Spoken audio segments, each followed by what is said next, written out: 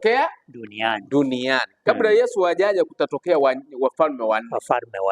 Na kutoka wafalme wanne kutatokea wafalme wengine ambayo pia tutaweza kuangalia kadri tunavyoendelea kusoma. Sasa labda nikuulize Mwalimu Korili kwa ajili ya msikilizaji. Hao wafalme wanne ni akina nani? Ambao Biblia inasema watatokea katika dunia. Ndipo tumeweza kuona na tumeona ya kwamba mfalme wa kwanza imekuja Babeli wa kwanza na imeshakuja imepita hiyo. Tukakuja wa pili ya Medo-Pasha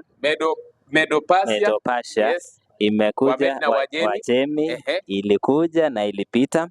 Tukakuja watatu Yunani ambayo ilikuja na imepita. Ikakuja ya mwisho ambayo ni ya nne ambayo ni Warumi. Asante sana. Thank you so